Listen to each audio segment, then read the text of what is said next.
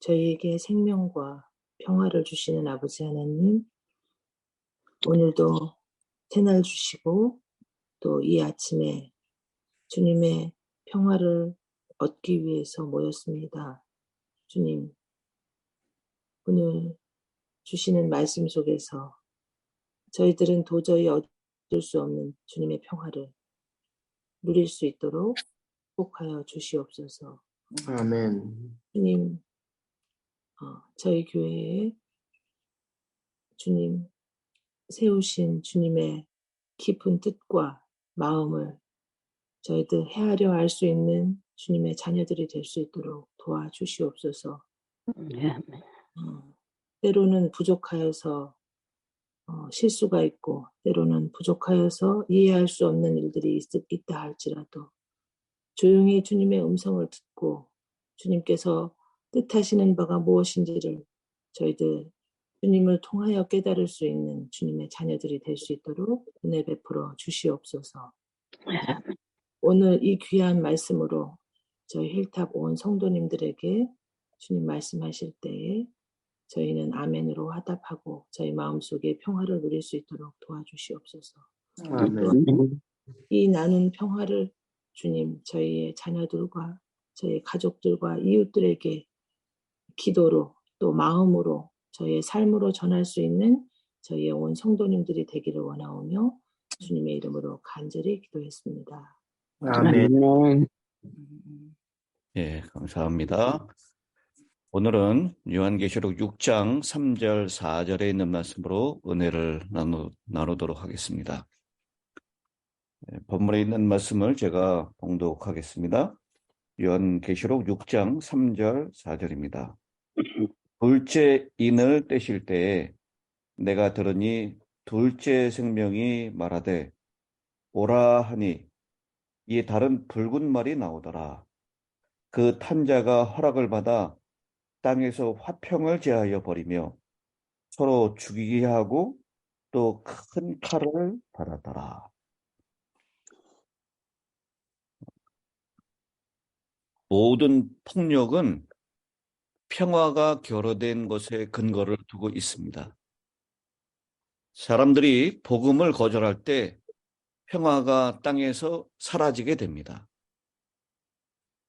사람들은 배우자, 부모, 자녀, 친구와 절연하게 됩니다. 각 사람은 다른 사람의 평화를 희생하고라도 그들 자신의 개인적인 평화를 얻기를 추구합니다. 이에 따라서 오는 혼란이 폭력을 조장하게 됩니다. 반면에 한 사람의 생애에 받아들인 복음은 진정한 평화를 가져옵니다. 이미 그리스도 안에서 모든 것을 찾았기 때문에 나는 내 의견이나 권리를 주장하지 않습니다. 그렇지 않으면 가장 사소한 문제까지도 폭력으로 이어질 수 있습니다. 2003년도 한 야구 경기에서 그 사례가 발생했는데요. 시카고 컵스는 1945년 이래로 내셔널리그에서 우승을 차지한 적이 없었고 이제 5명의 선수만 더 아웃되면 월드시리즈의 우승에서 또 멀어지게 됩니다. 경기는 8회가 진행되고 있었고요. 시카고 컵스가 3대0으로 지고 있는 상황이었습니다. 파울볼이 날아서 야구장 좌측 구석에 관중석하고 운동장을 구분하는 벽 사이 위로 떨어질 듯이 보였습니다. 컵스의 좌측 외야수 모세스 알루가 벽을 향하여 질주하면서 공중으로 뛰어올라서 벽 위로 그의 글러브를 내뻗었습니다. 그가 그 파울볼을 잡을 듯이 보였습니다. 바로 그때 한 팬이 그 공을 잡으려고 자기 손을 그 위로 내뻗었습니다. 공은 그 팬의 글러브를 맞고 관중석으로 떨어졌습니다. 알루는 땅에 착지한 후에 그 펜을 향하여 화가 난 듯한 몸 동작을 하였습니다. 그 사건이 컵스에게서 모든 기력을 고갈시켜 버리는 듯 했습니다. 그들과 맞붙은 플로리다 마린스가 그 회에 8득점을 하였고 결과적으로 컵스를 대신하여 월드 시리즈 우승을 차지하였습니다. 관중석의 상황이 험하게 변했습니다. 관중들이 그 팬에게 이것저것 막 집어던지는 바람에 안전 요원들이 그 팬을 보호하여 그의 머리를 감싼 채 야구장에서 데리고 나갔습니다. 어떤 사람이 외쳤습니다. 그를 죽여라. 다른 사람들이 외쳤습니다. 너 때문에 월드 시리즈 우승을 놓쳤어. 이 죽이겠다는 위협을 받은 후에 이 스티브 발트만이라는 사람은 그의 목숨을 지키기 위하여 격리 보호를 받게 되었습니다. 근데 여러분, 이 발트만이 시카고 컵스의 월드 시리즈 우승을 방해하려는 의도를 가지고 있는 반테러주의자가 아니었다는 사실입니다. 그는 진정 자기 행동의 결과 때문에 상심한 이 컵스의 한 팬이었습니다. 공이 날아오는 것을 보았을 때 그는 날아오르는 공에 대하여 너무 사로잡힌 나머지 그 좌익수 모세스 알루를 보지 못했다라고 얘기를 했습니다.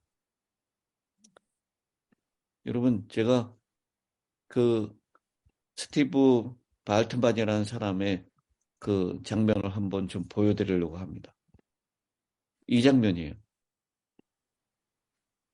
화면으로 잘 보이시나요?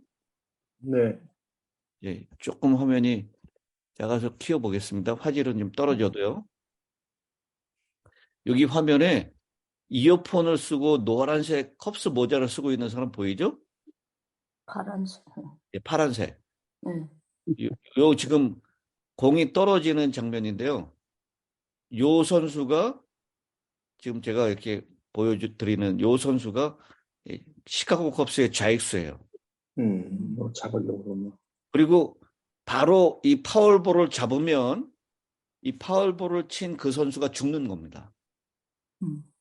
근데 요 스티브 발트만이 자기의 이 클럽으로 이 공을 받아내다가 놓치는 바람에 그 파울볼을 친 사람이 죽질 않았어요. 그것 때문에 시카고 컵스에 있는 모든 야구 선수들이 마치 넋이 나가고 진이 빠진 듯이 됐고요. 그 해에 8점을 더 내서 결국은 지게 된 것입니다. 경기가 끝나고 난 다음에 이 사람을 주변에 있는 사람들이 죽여라.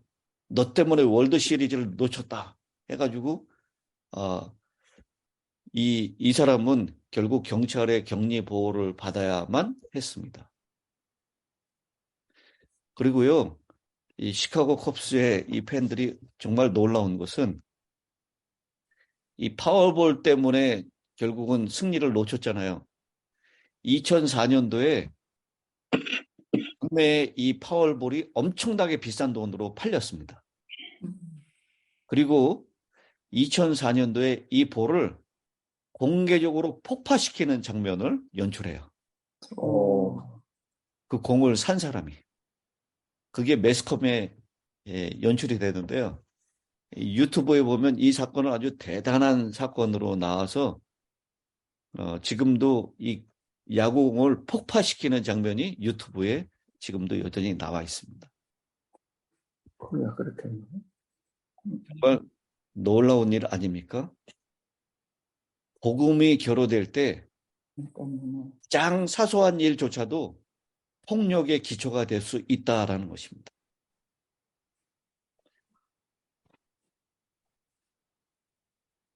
뭐 시카고 우승을 방해하려고 하는 의도가 아니었어요. 그냥 자기도 모르게 공이 날아오니까 파울볼이다라고 생각해서 그걸 뻗어서 잡으려고 하다가 시카고 선수의 수비를 방해한 꼴이 된 것입니다. 그것 때문에 그 집 앞에는요, 경찰차가 와서 늘 지켜야 했어요. 이 사람을 죽이겠다. 이 사람을 집을 폭파시키겠다. 별 협박을 다 당했습니다. 결국 이 스티브 발트만은 이상하네. 7차전을 앞두고 그 가족들과 함께 자기의 행동에 대해서 매스컴에 정식으로 사과를 해요. 나는 그런 의도가 없었다. 방해하려고 하는 의도가 없었지만 나는 알지도 못하는 사이에 내 손이 뻗쳐졌고 그 좌익수가 달려오는 것을 보지도 못했다라고 해명했지만 그것은 이 화가 난 시카고 컵스의 팬들을 진정시키기에는 역부족이었습니다. 오늘 이 둘째인이 띄어질 때요. 그 표현이 그렇습니다. 이에 다른 붉은 말이 나오더라. 그 탄자가 허락을 받아라고 하는 이 표현. 하나님께서 허락하지 않으면 모두 하늘에서 떨어질 수가 없습니까? 우리 마태복음 10장에 나오는 말씀이죠. 하나님이 허락하지 않으면 모두 떨어질 수가 없어요? 참새 한 마리 하죠. 예, 참새 한 마리도 떨어질 수가 없다라고 했습니다. 마태복음 10장 29절 참새 두 마리가 한 아사르에 팔리는 것이 아니냐. 그러나 너희 아버지께서 허락지 아니하시면 그 하나라도 땅에 떨어지지 아니하리라. 근데 여러분 여기 계시록 6장 4절에 있는 말씀을 보십시오. 붉은 말이 나오는데 그 탄자가 허락을 받아 땅에서 화평을 제하여 버리며 서로 죽이게 하고 또 큰 칼을 받았더라라고 말씀합니다. 이렇게 하나님은 이 땅에서 평화가 제고되도록 허락하시는 일을 하신다라고 하는 것입니다. 여기 하나님이 교회를 직접 핍박하는 것이 아니라요. 하나님의 선하시고 영원한 지혜와 섭리에 의하여 교회가 핍박받는 것을 허락하신다라고 하는 것입니다. 이 말씀은 이 세상에서 일어나는 모든 일이 하나님의 거룩하신 섭리하에 하나님의 허락하에 있다라는 것을 강조하고 있는 것입니다.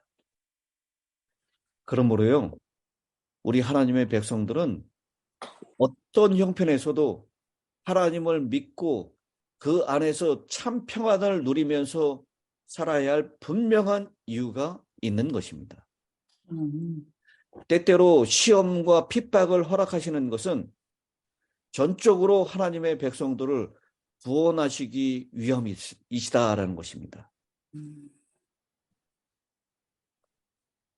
이 복음을 받아들인 자는 큰 축복을 경험하지만 그래서 그들에게 은혜와 화평이 약속되어 있지만 복음을 거절하면 화평을 잃어버리게 되고 그 자연히 분리와 반대와 반목이 일어나고 사소한 일 가지고도 서로 죽이려고 하는 일이 일어난다라고 하는 것을 말씀하고 있습니다. 주님께서는 이 세상에 화평을 주러 온 줄로 생각하지 말라. 화평이 아니라 무엇을 주러 왔다고요?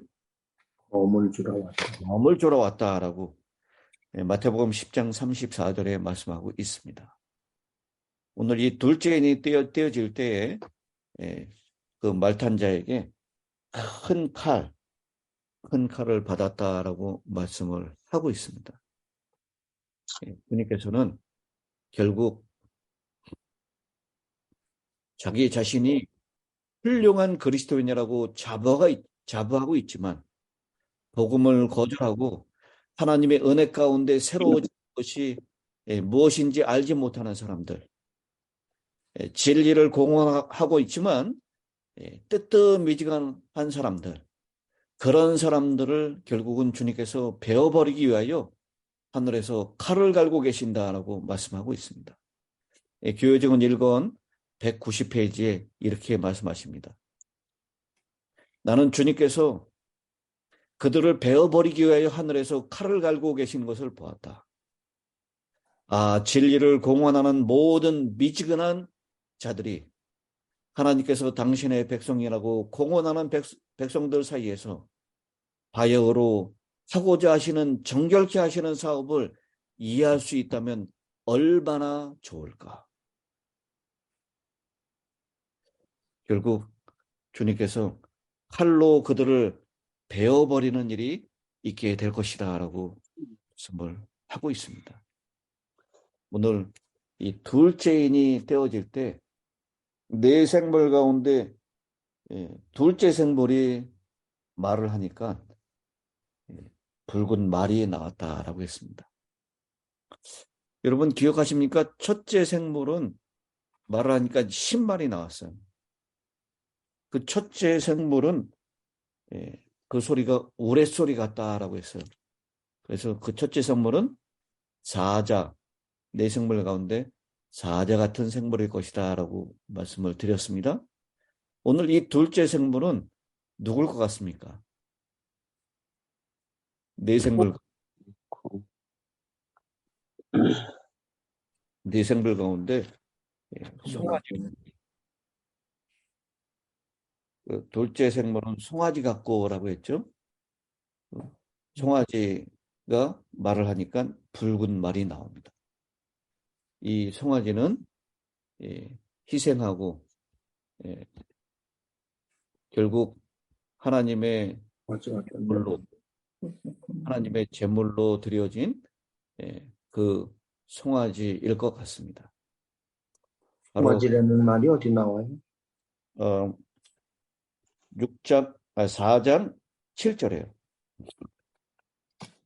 4장 7절에 보면 그 첫째 생물은 사자 같고 그 둘째 생물은 송아지 같고 그랬죠. 그래서 3절에 내가 들으니 둘째 생물이 말하되라고 했던 그 둘째 생물은 송아지 같은 생물이다라는 것입니다. 그 송아지는 하나님께 드리는 제물, 희생, 그걸 상징합니다. 그래서 붉은 말, 그 피로 붉게 된 말, 시기적으로는 AD 100년부터 313년까지 있는 로마의 기독교 황제에 의해서 기독교가 심하게 핍박당하는 그 기간을 상징하는 것이고요. 그리고 그때 결국 하나님께서는 큰 칼을 가지고 땅에서 화평을 제하여버리는 능력을 가진 말탄자로 그 로마 황제에 의해서 받는 혹독한 박해를 그렇게 표현한 것이다 라고 우리가 보면 될 것 같습니다. 여기 계신 많은 분들이 전쟁을 경험하셨죠. 저는 뭐 매스컴에서만 전쟁을 보았지 실제적으로 직접 경험해 보지는 못했습니다. 전쟁을 경험한 사람들은 그것을 현실적인 관점에서 보게 됩니다. 두려움과 고통과 분리와 대량 확살과 내 주변에 있는 사람들이 목숨을 잃어가는 그런 장면들. 전쟁은 안락의자에 앉은 장군들이 생각하는 것 외에는 결코 아름다운 것이 못 됩니다. 로버트 리 장군은 전쟁이 무시무시한 것은 다행한 일이다. 전쟁이 무섭지 않다면 우리는 전쟁을 지나치게 좋아하게 될 것이다 라고 말을 했습니다. 오늘날 전쟁은 우리 중 어떤 사람과도 무관하지 않습니다. 심지어는 대량 살상의 무기를 사용하지 않고서도 테러는 고통을 증가시키고 세상의 관심을 사로잡는 법을 발견하게 되었습니다. 우리 오클라호마시에 있었던 티모시 맥베이의 폭탄 트럭, 그것 때문에 168명이 죽었습니다. 문명의 20세기, 21세기를 살아가고 있다라고 얘기하지만 결국 우리 주변에 대량 학살로 많은 사람들이 죽어가고 있는 모습들을 우리가 매스컴에서 심심치 않게 바라볼 수가 있습니다.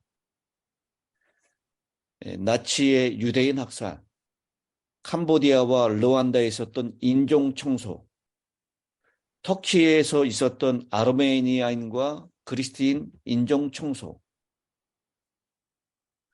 지금 현재 21세기에도 러시아와 우크라이나에 있었던 그 전쟁으로 수없이 많은 사람들이 죽임을 당하고 있는 모습을 보게 됩니다. 결국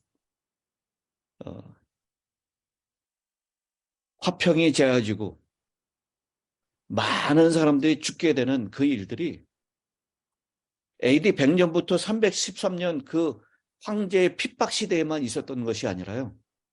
오늘날에도 우리 주변에서 실제로 일어나고 있는 모습이다라고 하는 것을 보게 됩니다. 인간성은 역사를 통하여 도덕적으로 진화하지 않았습니다. 특별히 복음이 거절된 인간 사회는요, 점점 더 효과적으로 서로를 죽이려고 하는 수단을 개발해 왔을 뿐입니다.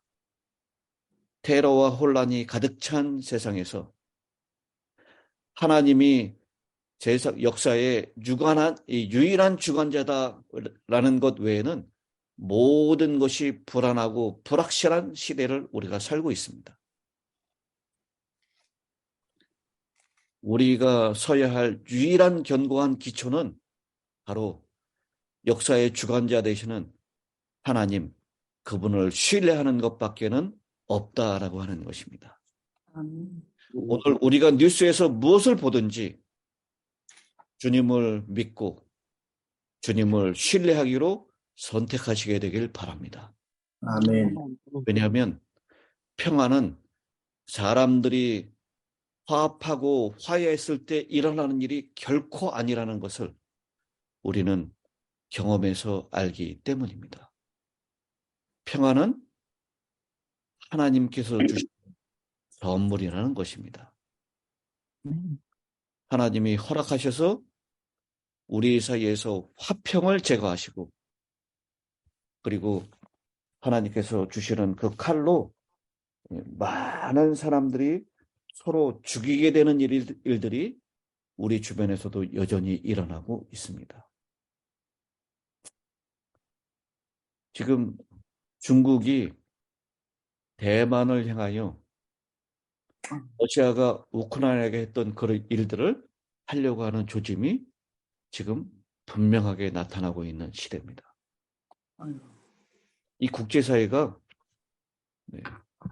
이 하나님이 허락하셔서 화평을 제하고 서로 죽이려고 하는 일들이 일어나고 있는 이때입니다.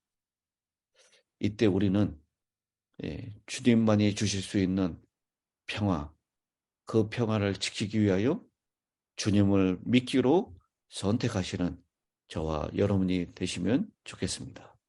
아멘. 마지막 기도를 최영봉 목사님께서 해 주시겠습니다. 다 같이 기도하겠습니다. 파도를 잔잔케 하신 주님, 세계 도처에서 전쟁의 소식이 나고 사람을 죽이고 엄청난 일들이 벌어지는 때도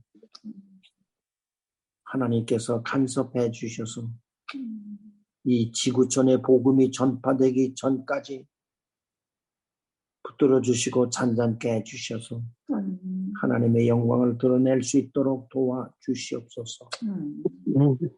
오늘도 둘째 교회에 해당되는 붉은 말에 해당되는 사건을 공부했습니다. 하나님, 희생의 피요, 복음이 거절하고 믿는 사람들을 핍박하는 상징적인 사건으로 들을 때에 마지막 우리가 당하는 어떤 어려움을 생각하게 됩니다. 주여 우리 재림 교회 어느 곳에 있든지 타협하지 아니하고 진리에 굳게 서는 남은 무리가 되도록 도와주시옵소서. 오늘도 말씀을 듣고 새벽을 깨운 우리 식구들에게 하나님 각성한 믿음을 주시고 하나님께 더 가까이 나가는 하루가 되도록 지켜주시고 새벽에 말씀을 들은 가족마다 하나님의 영광을 위하여 살아가는 귀한 하루 되도록 지켜주시옵소서. 오늘 새벽 제단을 지키지 못한 가족도 있습니다. 하나님 잠을 깨워주시고 믿음의 잠도 깨워주셔서 하나님께로 가까이 나가고 하나님의 뜻대로 살기로 결심하는 아름다운 아침이 되도록 도와주시옵소서. 오늘 증거하는 주의 종에게 더 능력 주시고 건강 주시고 이 적은 개척교회에 희생적으로 봉사하시는 목사님에게 더욱 하늘의 은총을 주셔서 강건케 해주시고 말씀을 듣는 우리 힐탑 가족들에게도 용기와 희망이 있게 하여 주시옵소서. 오늘도 하나님의 보호와 살펴주시는 손길이 함께해 주실 것으로 믿고 예수님 이름으로 간절히 기도합니다. 아멘.